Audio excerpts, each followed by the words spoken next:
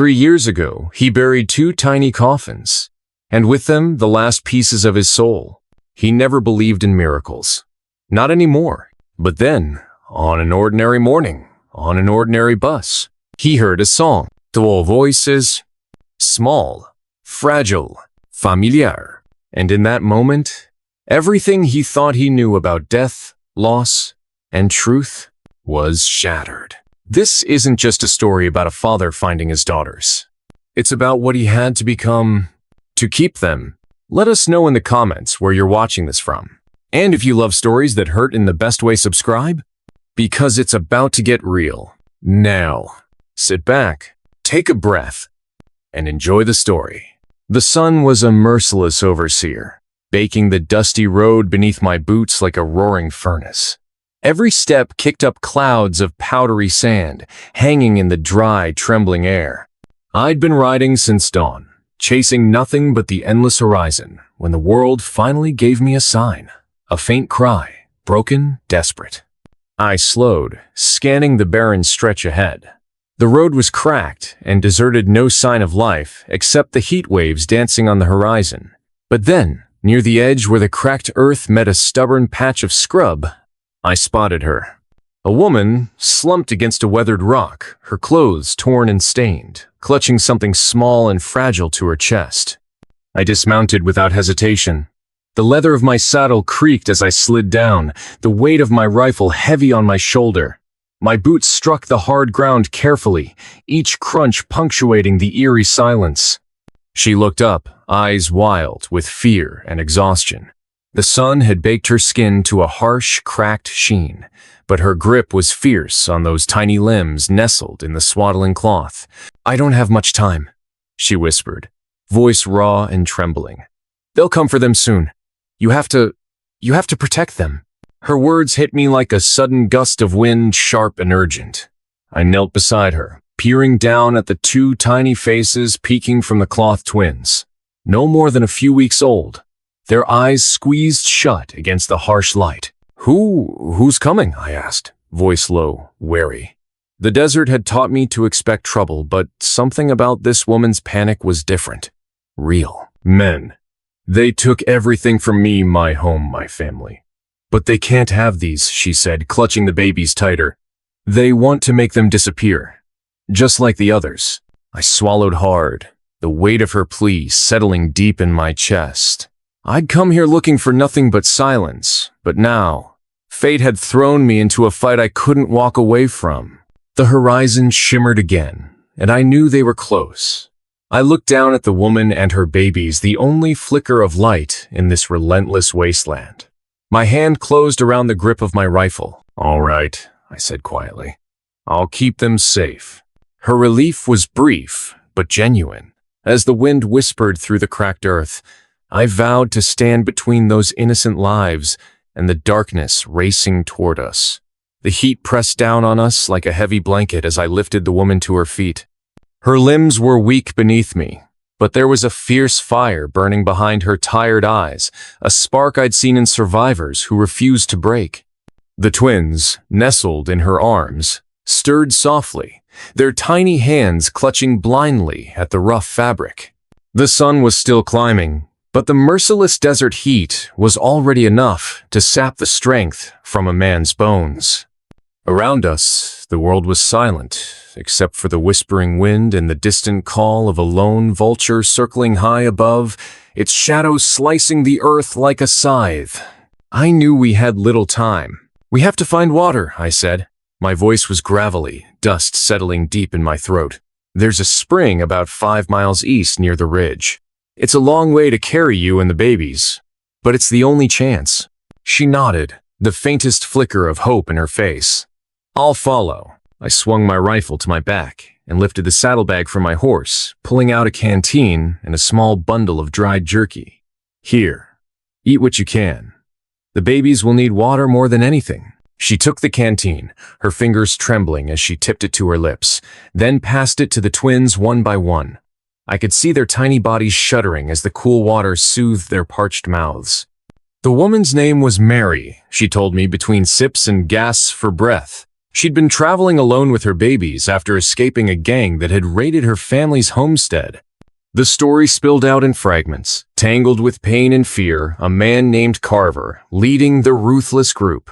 A man with no mercy and no limit to his cruelty. "They killed my husband," Mary said, voice breaking. "Took everything.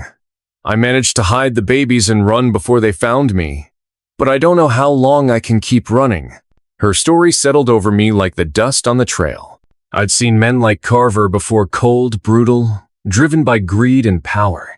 They were a stain on the land, a reminder that even in the wide-open West, darkness could stretch its fingers far and wide. We moved slowly, each step a test of will against the scorching earth and the weight of exhaustion. My horse, a battered but loyal stallion named Whiskey, followed close behind, its nostrils flaring and ears twitching at every distant sound. The desert seemed endless, a vast canvas of cracked earth, sun-bleached bones, and twisted, thorny brush. It was a land that could swallow you whole if you let your guard down. As we walked, I kept glancing over my shoulder, my instincts screaming that we were being watched. The tracks in the dust, fresh and jagged, confirmed it. Carver's men weren't far behind. Suddenly, the sharp crack of a rifle shot shattered the stillness. The sound rang out like thunder, echoing off the rocky cliffs and stirring the crows into frantic flight. Mary cried out, clutching the babies tighter. I dropped to one knee, scanning the horizon. "Get behind me," I ordered, raising my rifle. We ducked behind a cluster of jagged boulders just as more shots peppered the ground around us, kicking up sprays of dirt and pebbles. "They're trying to pin us down," I muttered. "We need to move fast." Mary's breathing was ragged, but her grip didn't falter. She nodded once, her face pale but determined. "We can't outrun them," she said, voice barely above a whisper. "They know this land better than anyone." I eyed the barren ridge to the east, the direction of the spring. But my mind was already working, searching for another way. "We'll make a stand here," I decided. "If we can hold out until nightfall, the cover of darkness might give us a chance to slip away." The babies fussed softly, their small cries barely audible under the crackle of gunfire. I swore under my breath and shifted my rifle, lining up a shot at a figure moving among the shadows at the ridge's edge. A bead of sweat ran down my temple as I squeezed the trigger. The echo of the shot was swallowed quickly by the land, but the figure staggered, collapsing behind a cluster of scrub. 2 down, but more coming. I warned Mary. "We have to be ready." The minutes stretched into an agonizing hour as the skirmish dragged on. The sun sank lower, casting long, bleeding shadows over the desert. Our ammunition was running low, and Mary's strength was fading fast. But then, as twilight fell, the desert transformed, the temperature dropped, and the first stars blinked into existence, scattered across the ink-black sky like diamonds spilled by a careless hand. I could feel a shift in the air the moment to move was upon us. "On my mark," I whispered, gathering Mary and the babies close. "We run to the spring. Stay close and don't stop." The world seemed to hold its breath as I counted down. Then we burst from our hiding place, sprinting toward the ridge with every ounce of strength left in our bones. Bullets whizzed past, thudding into rock and earth, but I pushed harder, muscles screaming, heart pounding like a drum. When we reached the spring, I threw myself down beside it, cupping my hands to scoop up the cool water. Mary collapsed beside me, the babies still clutched tightly to her chest. We drank deeply, the liquid life rushing through our parched bodies. But there was no time to rest. The night was coming, and with it, the long fight ahead. There's something about desert nights that plays tricks on a man's senses. The air cools fast. So fast it bites through your sweat-soaked shirt and sets your teeth on edge. The wind picks up, whispering across the rocks like ghosts with secrets to tell. And the stars, God, the stars, they don't shine in the city like they do out here. They burn, alive and watching. 1,000 silent witnesses to the madness that walks beneath them.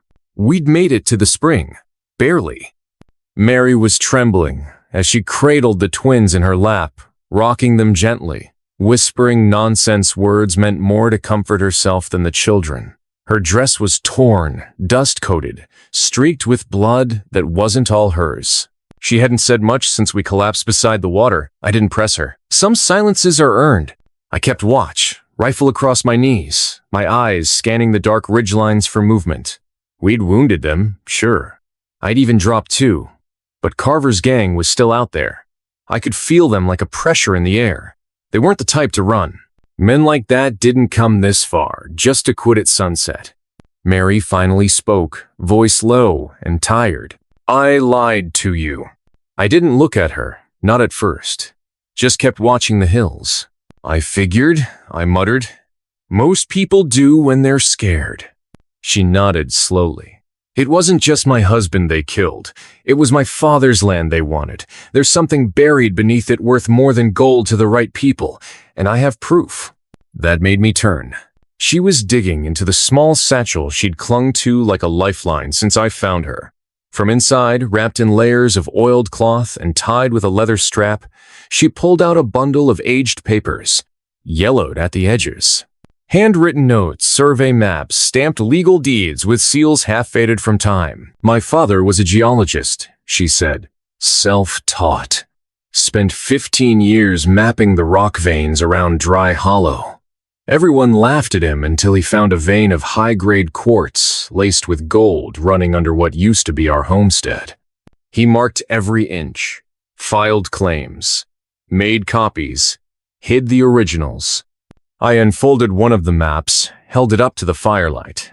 The lines were precise, too precise to be guesswork, coordinates, elevations, or sample readings. It wasn't a rumor. This was the kind of document men would kill for, had already killed for. Carver's not just some outlaw, she continued. He works for Maddox Mining, one of the biggest outfits west of the Mississippi. They want the land, but not legally. Not if they can silence me and take it clean. I felt the bottom drop out of my stomach.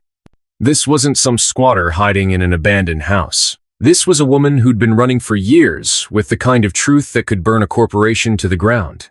And I, Jack Evans, ex-carpenter, runaway husband, stubborn fool with dreams of owning a piece of dirt, I'd walked right into the middle of it all. All because I wanted something to call my own. You said they'd come for you, I murmured. You didn't say they'd bring an army. I didn't know they'd find me this soon, she whispered. They always get close, never this close. I folded the documents back up, handed them to her. My hands were shaking just a little. You shouldn't have survived, I said quietly. And yet you did. She gave me a strange look, something between gratitude and guilt. I don't want anyone else to die for this, she said. You helped me because you thought I needed saving. But this is war. I stared at the stars for a while after that. The fire crackled low, sending shadows flickering across the rocks. The twins slept between us, their breathing soft and steady. It was the only sound that didn't feel like a threat. War. She wasn't wrong. I should have walked away. Left her in the sand? Rode off and forgot her name. But I didn't. Couldn't. Not after the look in her eyes. Not after hearing the stories. And not after holding one of those babies in my arms and realizing that for all my own loss and failure, I was still capable of choosing what kind of man I wanted to be. When I spoke again, my voice was steady. We head for the ranch. She blinked. What? My land. The place I bought. 60 miles from here. It's remote. Backed against a bluff. Defensible. Has a well. Even if the house is falling apart, I can fix that. Her mouth opened, then closed again. She studied my face, trying to decide if I was serious.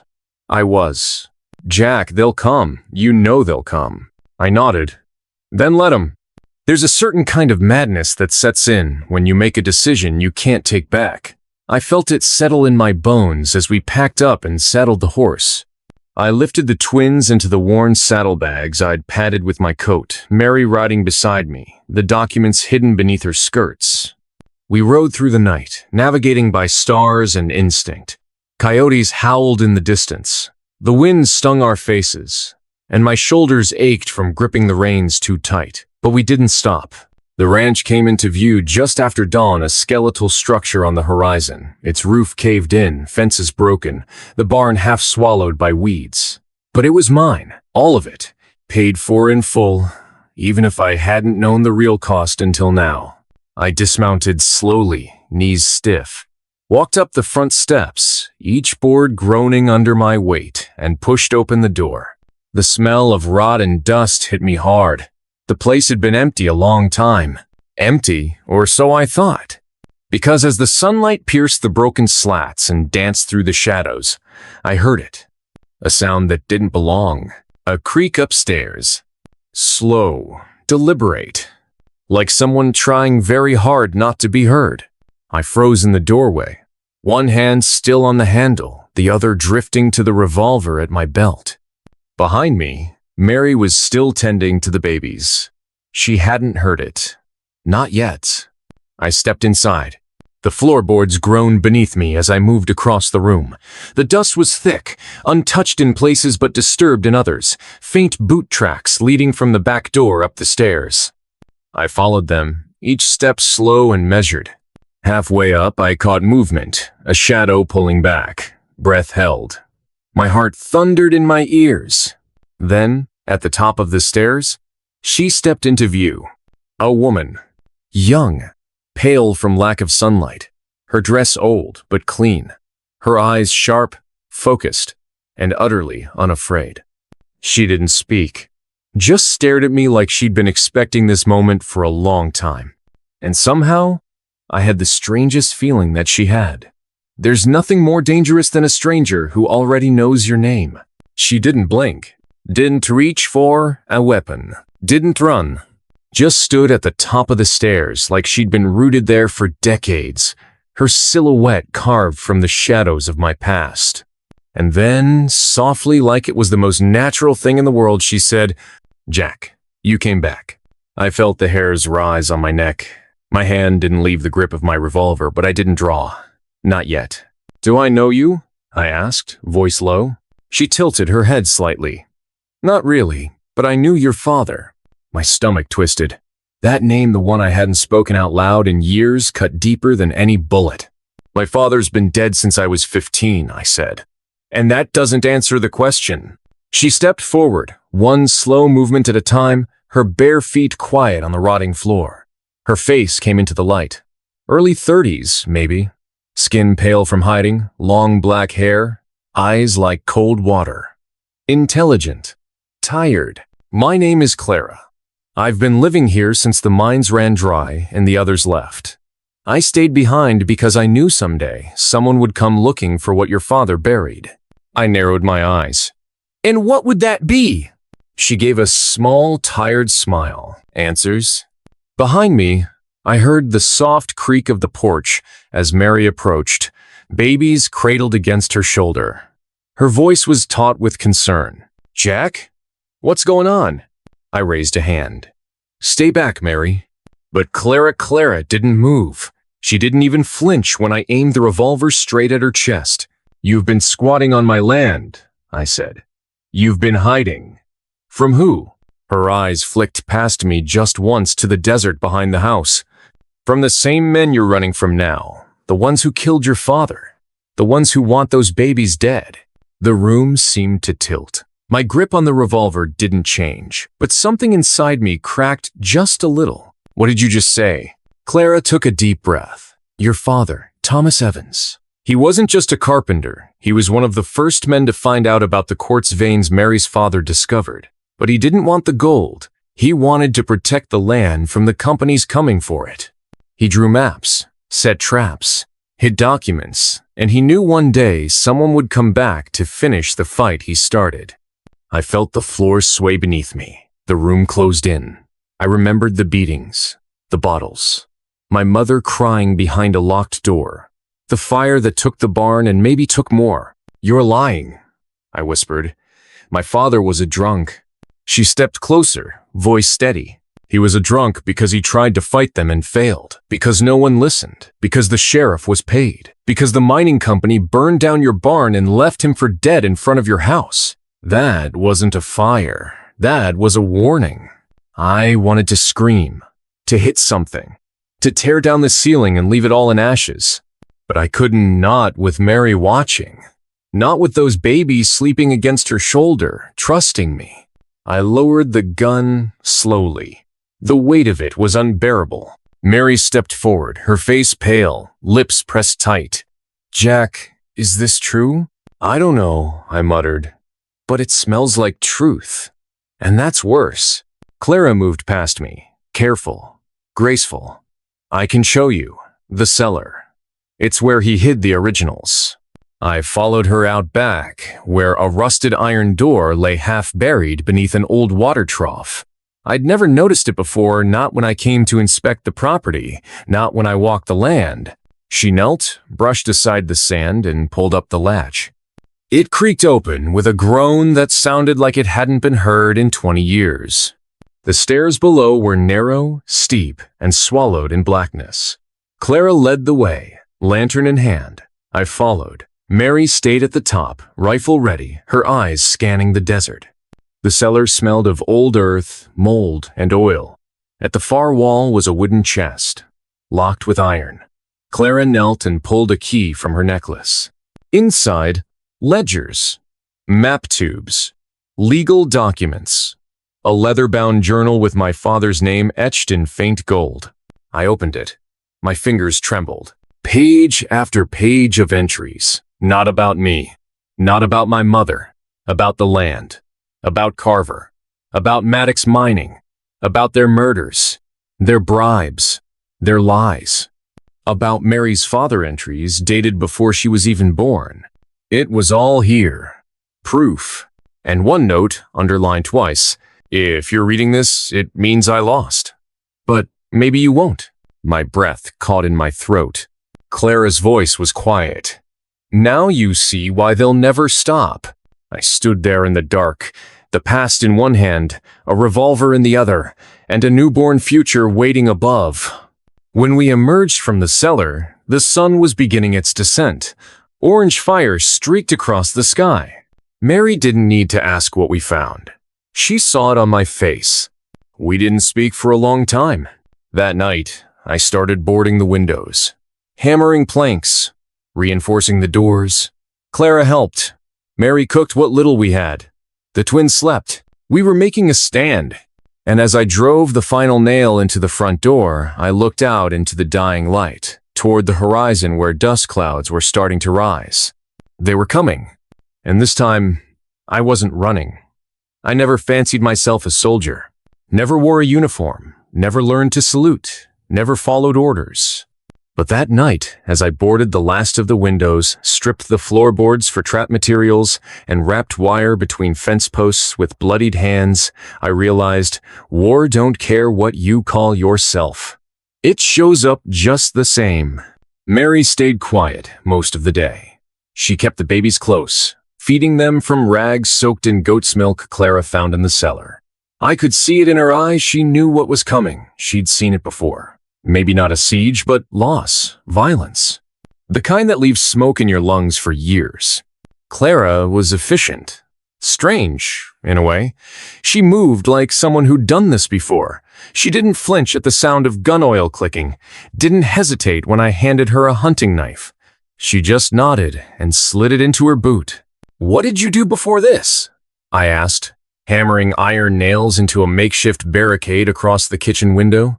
"Mining surveyor," she said, then whistleblower, then fugitive, now apparently home defense. That earned her a smirk. The land outside the ranch was too flat to give us much cover. I spent the afternoon digging shallow ditches in front of the main porch, filling them with broken glass and rusted nails. Primitive, ugly, but effective. I set up a kill zone near the south fence, with old buckets of kerosene I found in the barn and a box of long, unused fuse rope. By the time the sun touched the rim of the desert, I'd turned my ranch into a death trap. A sad, splintered one, but one with teeth. I stood at the top of the porch and looked west, toward the dust cloud on the horizon. "Still coming." I turned to Clara. "How many, you think?" "At least 8, she said. "Maybe more. Depends how many Maddox sent to finish the job." I swallowed hard. We have 2 rifles, 1 shotgun, a revolver, and some righteous fury," she added, handing me a worn leather holster. I strapped it on. Inside, Mary was tucking the twins beneath the table we'd appended and reinforced with crates and sandbags. She'd wrapped them in linen and placed a rusted cast-iron pan behind them.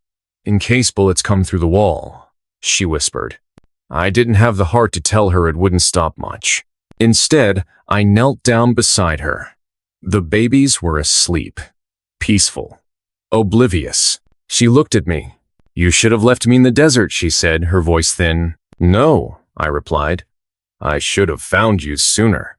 Outside, night fell like a curtain, thick, cold, still. We waited, and then we heard it. A single coyote's cry, sharp, unnatural. A signal. Clara ducked down by the window, peering through the slats. "Flashlights," she hissed. "North side. 2, maybe 3 men. Looks like a scout team." I nodded. "Let 'em come." We didn't speak after that. We just waited. My rifle was steady in my hands. The porch creaked slightly beneath my boots as I shifted my stance, heart pounding against my ribs like a drum. The first shot came just past midnight. A crack, sharp and high, splintered the night. A bullet whistled past my head and struck the beam behind me. I didn't hesitate. I fired back. My round dropped a figure that had just breached the wire fence, his body folded like cloth, vanishing into the dirt. Screams followed. They'd expected an ambush, sure, but not this. Not traps, not fire. Clara lit the first fuse. The kerosene burst with a violent whoomph, painting the night in orange and red. Flames tore through the fence line, sending 2 of them running back toward the ridge. Mary was crouched near the door, shotgun braced against her shoulder. When a man came from the side, she fired clean through the boards. His body hit the wall hard and didn't move again. She didn't scream, didn't flinch, just reloaded. More gunfire. I dropped to one knee and fired again, catching another one through the thigh. He fell howling. Another shot silenced him. The smell of gunpowder mixed with fire. Smoke poured across the yard. Shadows danced and ran. Somewhere, one of them screamed for Carver. "We've got him cornered! They're just 3!" I smiled grimly. They hadn't met Clara yet. She slipped out the side window, blade in hand. She was a ghost, quiet and lethal. A scream cut through the smoke as she opened a man's throat before he could raise his weapon. Then another. But they kept coming. 6, 7, 8 shadows crawling through the firelight, their outlines warped by heat and fury. We were running out of ammunition. The revolver was down to 3 rounds. The rifle empty, the shotgun had 2 shells left, both buck. Clara scrambled back inside, bleeding from a graze along her arm. "They're regrouping," she gasped. "Circling the barn." I nodded. "Time for the second trap." She looked at me, confused. Then I pointed to the beam above the barn door, the one I'd rigged with a block and tackle, and a bundle of crates filled with nails and bricks. I slipped out back, staying low. Found the line. Waited. They came through the barn like wolves. Loud and fast. I yanked the line. The crates fell like thunder, crashing through the entrance and burying the first 2 in a heap of splinters and blood. One crawled away screaming. I let him go. Back in the house, Clara was pulling Mary into the pantry, using the shelves as cover. The twins were still hidden, miraculously quiet. And then, silence. Too quiet. I stepped back onto the porch, rifle in one hand, revolver in the other, every muscle screaming with tension. And from the smoke, he emerged. Carver, coat torn, face streaked with soot and blood, but standing tall, holding a repeating rifle and wearing a grin like death itself. "Well, well," he said, voice rough. "Jack Evans, didn't think you'd put up such a fight." I aimed the revolver. He raised his rifle first, but neither of us shot. He glanced at the house, the broken windows, the blood, the smoke. "You got spirit," he muttered. "But that woman belongs to Maddox. And those babies, they're the key to everything. You can't stop what's coming. I took a slow step forward. You want them? I said. Come and take them. He sneered, then pulled the trigger. The shot hit me in the shoulder, spinning me sideways. I hit the porch hard, wood splintering beneath me. But I didn't let go of the revolver. I aimed, fired once. The bullet struck him in the chest high, near the collarbone. He staggered, cursed, fired again. Missed. He didn't. The second shot hit center mass. Kava dropped hard, and this time, he didn't get up. I don't remember much after that. Pain, fire, screaming. Clara dragged me inside. Mary held pressure to the wound. The twins cried for the first time all night. Dawn came slowly, and when it did, there were no more enemies left standing. Just us, bleeding, exhausted, but alive. Victory don't always feel like winning. Sometimes it just feels like surviving. I woke up to the sound of hammering, not gunfire, not screaming, just wood against wood. My eyes opened, slow, dry, aching. Pain bloomed across my left side like a wildfire. My shoulder felt like it had been split by an axe. Bandages wrapped tight across my chest. Someone had stitched the wound, clean, even rose. Not the work of a panicked ranch woman. Clara! I sat up with a groan. The pain sharp but bearable. The small bedroom was dim. The curtains pulled against the daylight. Dust floated in golden streaks. My rifle leaned against the wall near the door. Boots sat beside the bed. My shirt, bloodied and torn, was folded on a chair. Voices murmured on the porch. I stood, slowly, wincing with every breath, and limped out to join them. Clara was repairing the front railing. Mary sat on the steps, both babies in her arms, eyes locked on the distant ridge. The land smelled like smoke and gunpowder. The corpses were gone buried, I guessed. The porch had fresh bloodstains scrubbed into the wood grain. Tools lay scattered around like remnants of a lost war. Morning, I rasped. Mary turned, surprised. You should be in bed. I should be dead. She didn't argue. Clara didn't look up from her work. You lost a lot of blood. Infection was starting. I boiled everything I had to clean it. You were lucky. Luck's got nothing to do with it. Clara paused. You're right. That was Mary's doing. She held you still while I dug the bullet out. Didn't blink once. I glanced at her. Mary looked tired. Beyond tired. But alive. I'll thank you properly when I can stand without seeing stars. She nodded. You can thank me by not doing that again. Fair enough. We sat in silence for a while, the wind whistling through the broken boards of the barn. It was quiet. Too quiet. How long was I out? I asked. 2 days, Clara said. That hit hard. I looked out at the edge of the property. Any sign of more? None, she said. But they'll come. Carver wasn't the end. I nodded. He was just the middleman. She set the hammer down. We need to move. Mary looked up. Move where? Clara stood. The journal. Jack's father, he left coordinates. I found them last night. Buried in one of the margins. It's not just proof of the company's crimes. It's a cache. Something he left behind. I frowned. I thought that cellar was the cache. It was the beginning, Clara said. But not everything. He mentions a second site, near Dead Vulture Canyon. I stiffened. That's a death trap, which is why they haven't found it. I thought about it. The canyon was a twisted cut of stone 20 miles north. Steep cliffs, narrow passes, one way in, one way out. The perfect hiding place. Or the perfect grave. You sure it's still there? I asked. She nodded. If they had it, we'd be dead already. Mary looked down at the twins. We can't survive another siege. No, I agreed. We won't, which is why we ride. We spent that day preparing, packing what food we had. Water, ammunition, wrapping the babies tight against the cold desert wind. Clara sketched a rough map based on the journal's coordinates. I sharpened the knives. Mary gathered cloth for makeshift baby slings. That night, we burned what was left of the bodies. not carvers. He didn't deserve our gravy. But the other scouts, mercenaries, lost men, I'd seen their faces in the firelight. They were tools, not monsters. And tools can be used or discarded. I said nothing, just watched the flames.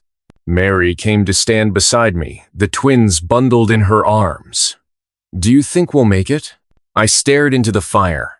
"I don't know," I said. "But I know we don't die here." We left before dawn. The desert was cruel that morning. Sharp wind, hard light. The horses were skittish. The wagon creaked beneath its weight, babies, crates, 2 rifles, all the hope we had left. We kept to the high ridge trails, away from the open road. Clara led the way. I rode shotgun, literally my shoulder stiff but usable. Mary sat in the back, whispering lullabies that carried on the wind like ghost songs. Halfway through the second day, we saw them. Riders. Far off. Black coats. 6 of them, maybe more. They didn't chase. Not yet. Just watched. Like vultures waiting for the dying breath. "They're tracking us," Clara said. "They're testing us," I muttered. "Waiting to see if we split up. If we break." We didn't. That night, we made camp in the skeleton of an old water station, long since dried out. I took first watch. Clara took second. Mary never slept.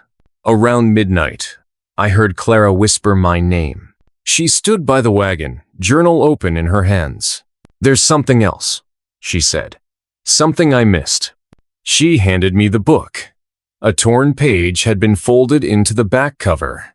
I opened it. A letter. "To me, Jack. If you're reading this, it means you're in more danger than I ever was. They'll come for the land, but they're not after gold. Not really. It's what's under it. Something old. Something they shouldn't have found. Protect it. Destroy it, if you have to. But whatever you do, don't let Maddox get it. Your father." I stared at the page for a long time. Clara's voice was quiet. "What do you think he meant?" I shook my head. "I don't know. But if Maddox is after it, it's not good." We didn't sleep much after that. By the 4th day, we reached the edge of Dead Vulture Canyon. It was exactly as I remembered. Tall walls of red stone. Echoes that didn't sound quite right. Shadows that felt watched. The horses refused to go further. We left them tethered beneath the rock outcropping and went in on foot. Mary carried one twin. Clara carried the other. I carried the rifle and the journal. The trail was narrow, winding. The wind here didn't whistle. It whispered, "I don't believe in ghosts." But that canyon made me question a lot of things. Halfway through, Clara stopped and pointed to a mark on the stone, a handprint, faint, carved deep into the rock. Inside the palm, a symbol. A triangle inside a circle, my father's mark.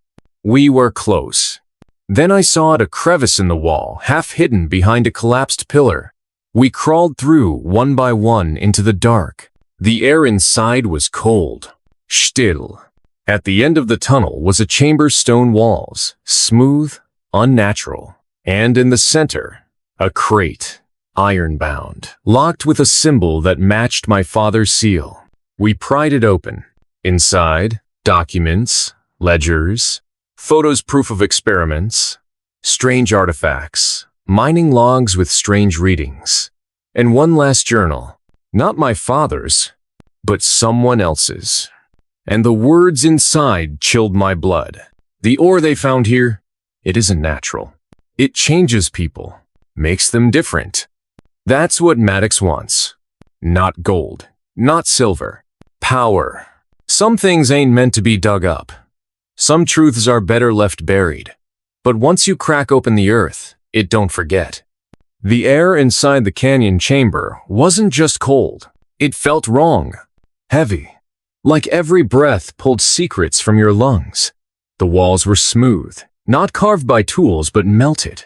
Like stone twisted by fire and time. The deeper we went, the more it felt like we weren't just in a cave, but inside something that had been watching for a long, long time. Clara lit a lantern. The light shimmered strangely on the walls, colors I'd never seen before, shifting like oil on water. The crate we'd opened sat in the middle of the chamber. Inside, documents lay scattered. Handwritten logs, photos, brittle pages stained with rust and time. A thick, leather-bound journal was wedged at the bottom, wrapped in cloth. I opened it. The name on the inside cover stopped me cold. Dr. Elias Maddox. Mary stepped closer. The founder? I nodded slowly. The journal dated back more than 30 years. Pages filled with sketches or samples, miners' bodies, diagrams of human nervous systems with strange black streaks etched through them. Notes filled the margins in frantic handwriting. Clara read over my shoulder, whispering aloud. Specimen B12 displayed accelerated healing, but deterioration of higher cognition. Extreme aggression. No pain response. Or not native. Not even geological match for region. Possibly meteorite origin? Jack Evans Sr. threatening to shut down operation. He doesn't understand the potential. We will proceed without him. I turned the page. More diagrams. Photos of dig sites. Then one that froze me in place. A child no older than 5. Eyes glowing faintly. Caption. Subject Z. Stable carrier. Born on. Site. Mother deceased. Further testing pending. Clara's voice faltered. My God. They were testing it on children. Mary turned away, shielding the twins with her body. I closed the journal. My hands were shaking. Clara crouched beside the crate, digging through the remaining files. This isn't just about wealth. It never was. They found something that changes people, rewrites them, and they're trying to replicate it. I thought of my father's letter. Destroy it if you have to. He'd known. Maybe not everything, but enough to know it had to be stopped. Why didn't he tell me? I murmured. Clara stood, placing a hand on my arm. He did, in the only way he could. We spent the next hour cataloging everything, stuffing the files into cloth wraps, photographing the ore samples with Clara's tiny spy camera. Mary said little, focused entirely on keeping the babies quiet and warm. But I could see it in her face. This discovery changed everything. It wasn't just about survival anymore. It was about what this family represented. We were carrying something the company would kill to reclaim not gold, not land, but living proof. The twins were born near the source. We didn't know if they'd been affected, but Maddox clearly believed they were, and that made them more than fugitives. It made them targets.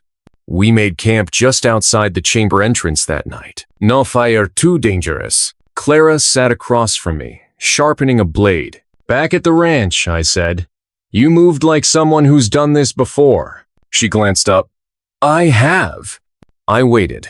Finally, she spoke. I was engaged to a man who worked for Maddox, low-level engineer, smart, kind, naive. He found a file one day, something about Project Ember, or testing, site anomalies, he showed me. Her voice darkened. 2 days later, he was dead. Car accident, they said.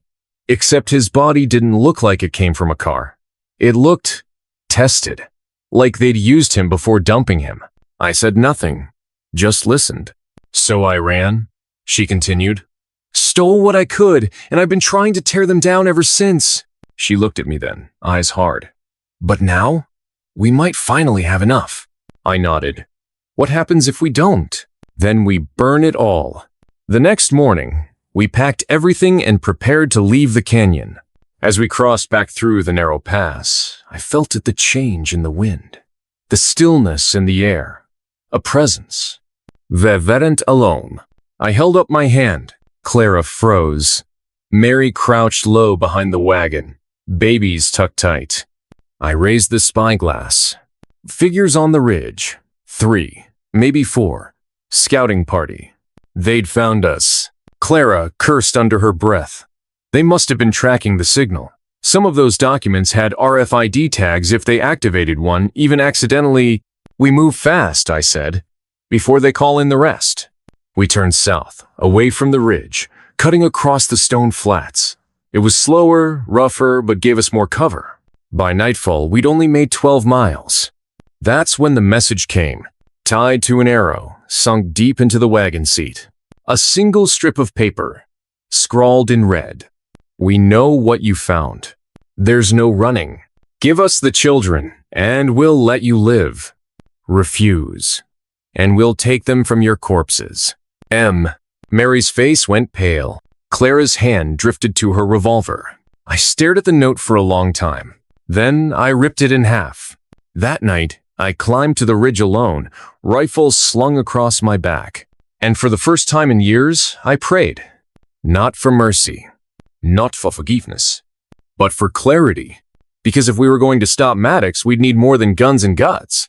We'd need to become something else. A weapon, a storm, a reckoning, and I was ready. Some men want to dig up hell just to see if it'll burn different. We broke camp before first light, moving quietly and cautiously, like creatures aware of being watched. Clara led on foot, compass in hand, alert and steady. Mary rode in the wagon, the twins wrapped warmly, silent and still. I stayed at the back, eyes scanning every ridge and every shimmer on the horizon, looking for any sign of movement. The message from Maddox changed everything. He was aware, not just about the canyon, about us. He knew what the twins were. He knew what they could become. And if the journal was accurate, that ore didn't simply alter the body. It rewired it, heightened reflexes, strengthened endurance, raised tolerance to pain. But there was a price. Most who encountered it lost their minds or something worse. Only one, just one, had fully adapted. Subject Z, a child, born near the ore. Born just like the twins. I kept this from Mary, not out of coldness, but because she needed hope, and I wasn't ready to crush it. We traveled through the Badlands, jagged hills, fractured rocks, dry riverbeds, and deep ravines. We made steady progress, but not fast enough. Every night, signs appeared, fresh tracks, distant echoes, flickering lights far away. Clara said we had one chance. Reach Fall Ridge, a small town near an old mining route, long abandoned. She had a contact there, someone with access to communication equipment, everything we needed to share our discovery. Expose Maddox. Use the twins as proof. But the terrain was tough, our map unreliable, and I began to suspect something else. Someone was following us. It started small. Water went missing. A container vanished. Clara insisted she packed it. Mary said she never saw it. I had checked it myself. It was half full. Gone by morning. Then, wider tracks appeared too large for horses just off the trail, as if watching. Then, on the fourth night, I heard a whisper. Not a dream. A voice. I slipped from my bedroll, careful, and moved toward the camp's edge. And saw him. A man dressed in dark clothes, crouched near the wagon. His face was pale, his eyes quiet. A badge on his coat, not law, but security for Maddox. He hadn't noticed me. I stepped forward, then felt a hand gently on my shoulder. Don't, Clara whispered. I froze. She stood behind me, calm and steady. Lower your hand, she said softly. I obeyed. The man stood and looked at Clara. She nodded. He disappeared into the night. I turned to her. You gave them our trail. She nodded again. I had to. If we didn't give them something, they'd find us sooner. I stepped back. You betrayed us. No, she said. I bought us time. Mary appeared behind the wagon, tense but composed. Clara, she asked quietly. Is it true? Clara lowered her gaze. I told them we were heading east, not west. Said we found nothing but an old burned shack. Gave just enough to slow them. I looked at her, feeling the sting of betrayal. I trusted you. You still can, she said. I never gave them the twins. Never gave them you. I've seen what Maddox does to those who resist. My father, he tried. They buried him deep underground. Mary stepped forward. Then help us finish this. No more half-truths. Clara's voice softened. I didn't bring them here, Jack. I kept them away. But I don't know how long I can keep doing that. I turned away. The road to Fall Ridge was lonelier than ever. We traveled mostly in silence. Clara stayed close, but the air was cold. Mary tried to stay calm, but the weight was heavy on her. The twins cried more often, not loudly but unsettled, as if sensing what was coming. 2 nights before Fall Ridge, the road split. One path, the main route open, fast but exposed. The other, a canyon trail, narrow, longer but hidden. We debated. "I say we go fast," I said. "Risk it. Get to the tower." Clara shook her head. "They'll be waiting on the main road." Mary looked between us. "What if we split?" "No," I said. "We stay together." That night, I heard Mary crying. Not from fear. From exhaustion. From knowing she might not make it. I sat beside her. "I don't care what the twins might be," she whispered. "I just want them safe." "They will be," I said. "How can you be sure?" "I'm still here," I replied. "And as long as I am, no one will hurt them." She looked at me. "I believe you," she said. We chose the canyon. It was tight. Every turn felt like a trap. The walls were high, too high. Sounds echoed strangely, but it was our best chance. Clara scouted ahead. Mary stayed with the wagon. I walked beside it, hand never leaving the rifle. Just past midday, we came to the narrowing barely wide enough for the wagon. That's when I saw it. "A tripwire!" I shouted, but too late. A blast ripped through the air.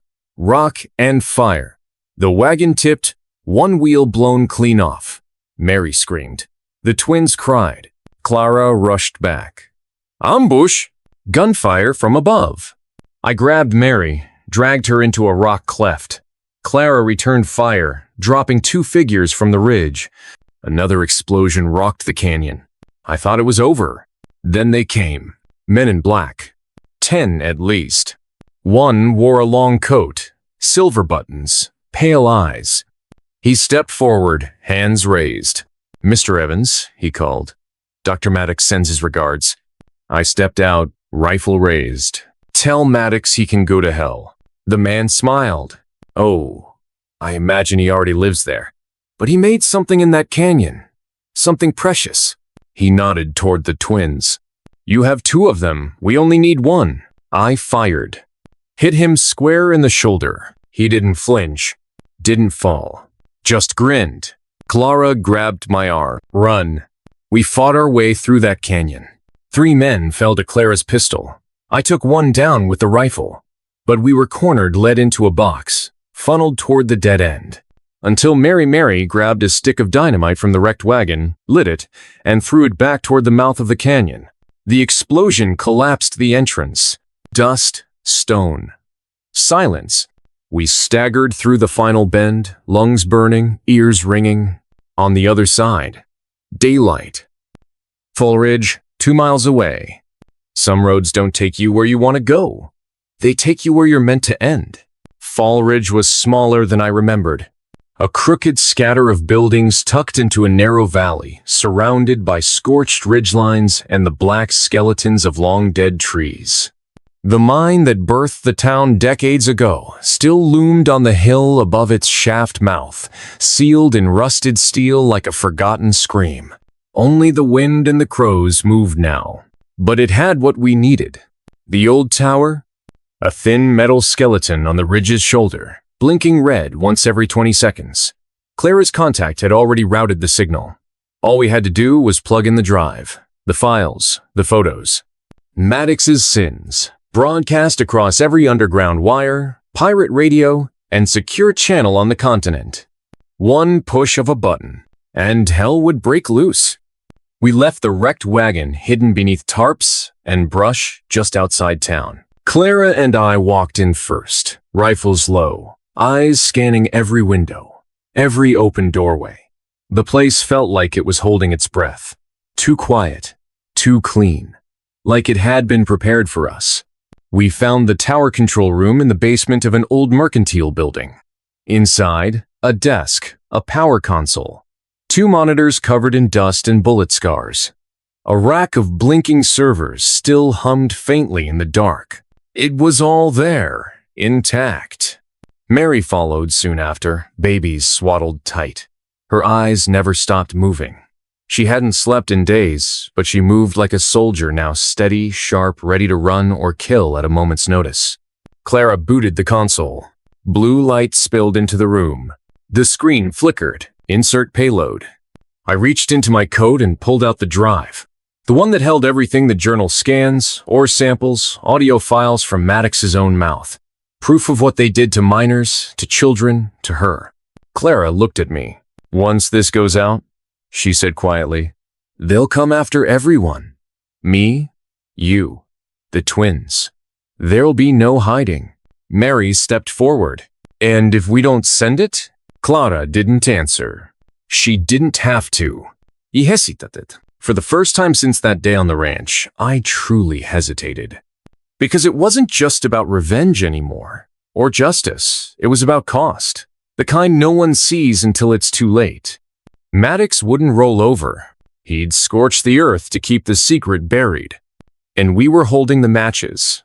That's when we heard the noise. Boots. Voices. Metal clattering. Too late. They were here. We sealed the control room just in time. 6 men, maybe more.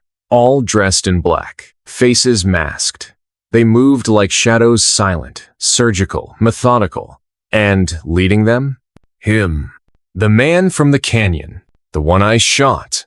He stepped into the hallway outside the room, smiling through the glass.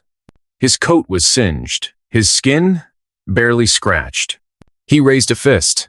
The men fell back. He looked directly at me and spoke, his voice muffled but clear. "We don't want the data." He pointed toward Mary. "We want them." I turned to Clara. "What did he mean?" Her face pallid. She looked at the babies, then at me. And the truth cracked open. "They're not after the ore," she whispered. "Not anymore. They don't need it. They have a living strain, adapted, stabilized, born naturally." My blood went cold. The twins. She nodded. "They want to synthesize them, reproduce the effect, build soldiers, weapons, gods if they can." Mary stepped back, holding her children tight. "No." Clara's eyes were wild now.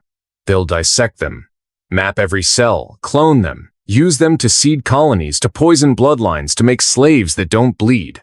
"And Maddox?" I asked. Clara laughed hollow. "He wants to live forever. And he thinks the twins are the key." The door shook. Metal screamed. They were cutting through. Minutes, maybe less.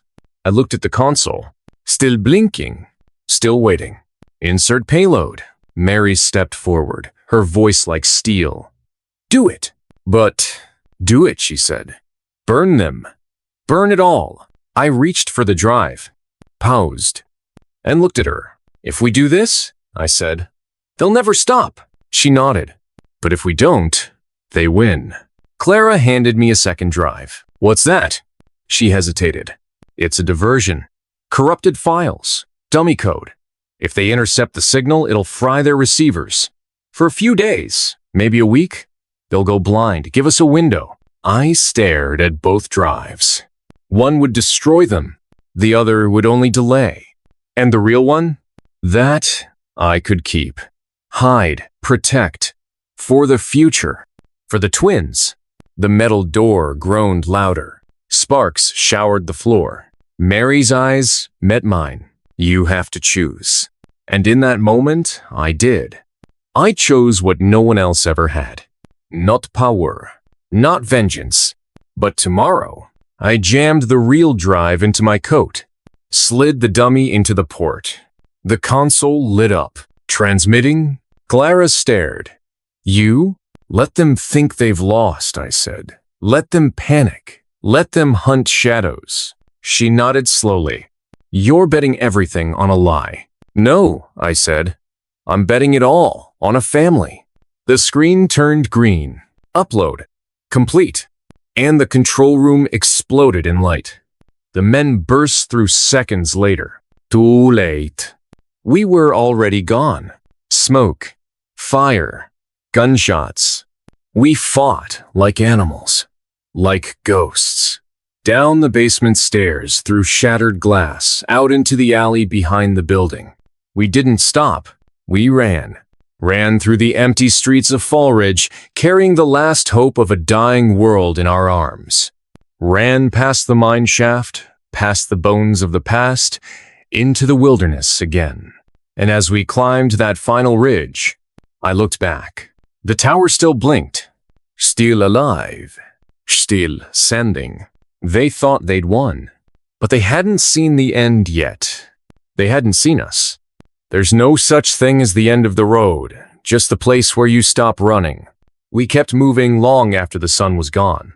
The desert opened wide again, dry, bitter earth under a blanket of stars that looked sharp enough to cut the sky. The babies slept in Mary's arms, finally quiet.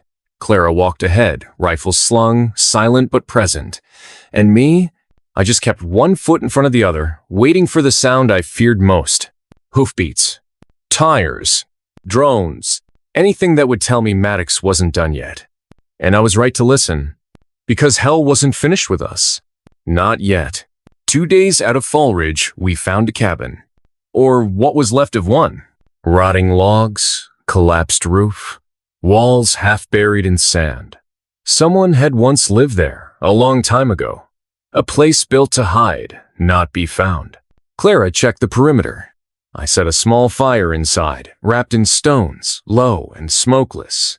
Mary finally laid the babies down on a blanket of old coats. She curled beside them, eyes barely open, whispering stories I could only half hear. And for the first time in weeks, there was peace. No gunfire, no engines, just breathing. That night, Clara and I took watch together. We didn't speak at first. There wasn't much left to say. She finally broke the silence. I should have died in that canyon. You didn't. I wanted to. Would have been easier than living with what I did. You tried to fix it. That counts. She laughed softly. Funny thing about the truth, it's not a fix. It's just a mirror, and I don't like what I see. I stared into the fire. I don't either. But sometimes you gotta look anyway. We heard them before dawn. Engines. 2. Maybe 3. Coming slow like they wanted to be heard. Mary grabbed the babies. Clara loaded rounds. I stepped out into the cold. The sand kicked up as 2 black trucks crawled into view over the ridge. From the lead vehicle stepped a man in a silver-buttoned coat. Not the one from before. This man was older, taller, eyes like glass. Maddox. He didn't bring soldiers, just 2 men, both unarmed. No masks, no armor. He walked like a man not afraid to bleed, or too far gone to care. He stopped 10 feet from me. I never wanted it to be like this, he said, voice soft.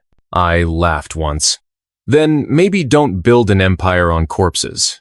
He smiled. Empires are always built on corpses, Mr. Evans.